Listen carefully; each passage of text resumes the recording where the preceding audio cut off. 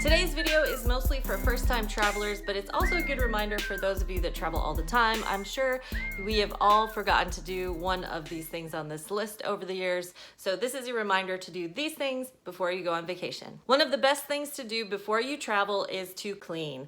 I know we're all excited for vacation and we don't really want to clean anything or do anything except just go on vacation, but imagine coming back from vacation to like a dirty house, a dirty bed, dishes are still in the sink, like bleh.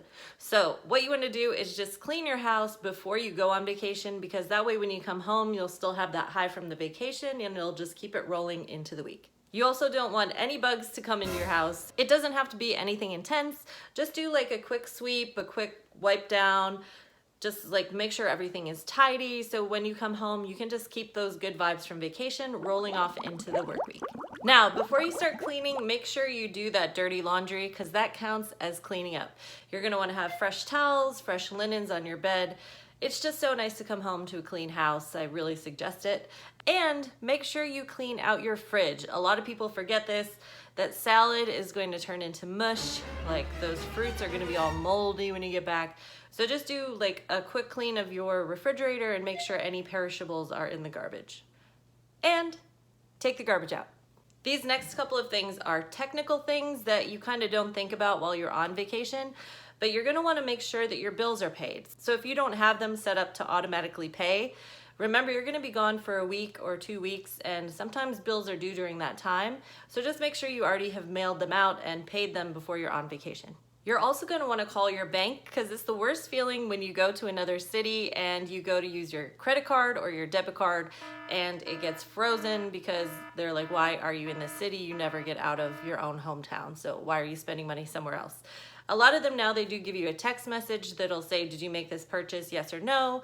But sometimes they do freeze your card. Just like clear it up with the bank first and give them notice you're going to be traveling. And also let them know what city you're traveling to. So in case there is any other suspicious activity from another city or state or anything, it'll automatically alert them, because you said you're going to, for example, Las Vegas. So why am I getting charged from Miami? Not to put those vibes out there, you're not gonna have any issues. Don't worry about it, don't stress over flying.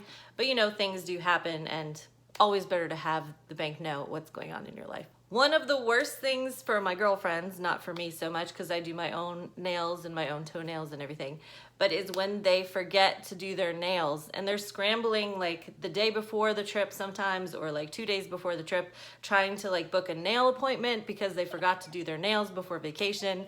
So make sure you get your hair done, your nails done, get all those appointments out of the way before you leave, because you're not gonna be able to do it while you're on vacation. I mean, you could, but it's probably gonna be like 5 times the amount that it would cost you usually. So you just wanna get it all out of the way before you go. And the last thing you're gonna wanna do before you leave your house is unplug your electronics, because not all of us have surge protectors. Some of us, you know, are plugged straight into the wall. If for some reason there is a storm or something, you don't wanna have your electricity plugged in, unless it's like the refrigerator or something, but make sure things are in a surge protector so you don't have any fires or anything when you come back. You can also leave a light on before you leave the house, or you can get those little timers that plug into the wall and then plug into your light, so they'll turn on the light at a certain time of the day to make it look like you're at home, because you don't want it to be just complete blackout at your house, because then it will look like nobody's there. You know, it's just a safety thing. So I suggest those two. This next tip is especially for us ladies. I don't like to do a lot of plain makeup because I end up like moisturizing a lot of the time, especially if it's like a over 3-hour flight, because your skin does get really dry.